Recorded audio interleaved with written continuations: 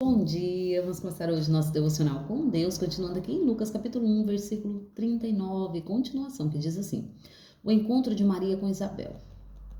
Durante aqueles dias, Maria preparou-se e saiu rapidamente em viagem para uma cidade da região montanhosa da Judéia. Chegou à casa de Zacarias e foi saudar Isabel. Assim que Isabel ouviu a sua saudação de Maria, o bebê agitou em seu ventre e Isabel ficou plena do Espírito Santo. E com um forte grito exclamou: Bendita és tu entre todas as mulheres, e bendito é o fruto do teu ventre. Mas qual o motivo desta graça maravilhosa que me vem visitar a mãe do meu Senhor? Pois no mesmo instante em que tua voz de saudação chegou aos meus ouvidos, o bebê que está em meu ventre agitou-se de alegria. Bem-aventurado é aquele que acreditou que o Senhor cumprirá tudo quanto lhe foi revelado. Magnifica o cântico de Maria. Então declarou Maria: engrandece a minha alma ao Senhor, e o meu espírito se regozija em Deus, meu Salvador, pois contemplou a insignificância da sua serva. Mas de hoje em diante todas as gerações que chamarão bem-aventurada, porque o poderoso realizou maravilhas em meu favor. Santo é o seu nome. A sua misericórdia estende aos que o temem, de geração em geração. Ele operou poderosos feitos em seu braço. Dispersou aqueles cujos sentimentos mais íntimos são soberbos. Derrubou governantes dos seus tronos mais altos e os humilhou. Supriu abundantemente os famintos, mas expulsou de mãos vazias os que se acham ricos. Ajudou a seu servo Israel, recordando-se da sua misericórdia infinda, a favor de Abraão, a sua descendência, para que sempre, assim como prometera os nossos antepassados. E Maria permaneceu com Isabel por cerca de 3 meses, quando então retornou à sua casa. Amém, né? Aqui fala, né, sobre o encontro de Maria com Isabel. Maria, aquela que foi agraciada por Deus. E Isabel, aquela também, que o Senhor Deus lhe concedeu um filho. Esse filho que era João Batista. O Senhor concedeu a Zacarias e a Isabel, que era prima de Maria. E ali o Senhor também concede a Maria a dádiva de ser mãe. Mas esta dádiva é para que venha o Salvador, né? Para que viesse o Salvador das nossas almas. E ali o interessante é que quando Maria chega à casa de Isabel, sem saber, porque no caso a Maria já sabia, porque o anjo tinha ali alertado, né? Mas quando ela chega ali, o Senhor já tinha ali, né, falado com Isabel, porque no mesmo instante que ela chega e ela sauda Isabel, o bebê do seu ventre, que é o João, ele começa a pular de alegria por ouvir a voz de Maria e saber que ali também existe um Salvador dentro de Maria, né? E a alegria é tanta que Isabel é tomada pelo Espírito Santo de Deus. No momento que ela é tomada pelo Espírito Santo de Deus, ela declara, né? Agraciada és tu. E assim que ela declara, né, que ela fala que o Senhor exclamou, quer ver, eu vou ler aqui, acho que é o 42. E com um forte grito exclamou: Bendita és tu entre todas as mulheres, bendito é o fruto do teu ventre. Mas qual o motivo desta graça maravilhosa que me vem visitar a mãe do meu Senhor? Pois no mesmo instante em que a tua voz de saudação chegou aos meus ouvidos, o bebê que estava dentro de mim agitou-se de alegria. Bem-aventurado é aquela que acreditou que o Senhor cumprira tudo quanto lhe foi revelado. Então Isabel se alegrou e o Senhor revelou para ela no mesmo instante, né? O que tinha acontecido? Que ela também seria mãe, mas Maria seria mãe do nosso Salvador. E o interessante aqui é que ela declara sobre a vida de Maria, né? Fala, agraciada és tu e bendita és tu, porque você acreditou. Você acreditou em tudo que o anjo falou com você.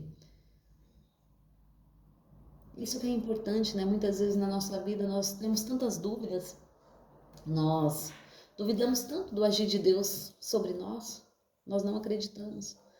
Mas bendito é aquele que acredita, bendito é o que crê, bendito é o que vive os milagres do Senhor, porque se ele viveu o milagre, é porque ele creu. Muitas vezes nós vamos ver na palavra do Senhor, né, que no momento em que o Senhor foi ressuscitar aquela menina, eles chegam até o pai e falam assim: não perturbe mais o mestre, a sua filha já morreu. E o Senhor segura na mão dele e fala: não duvides, crê somente. O Senhor deu força para ele. Então, se hoje nós temos falta de fé, falta de força, peça ao Senhor, porque Ele nos dá. Ele nos dá sem medida. Crê somente. E aqui, Maria, ela creu.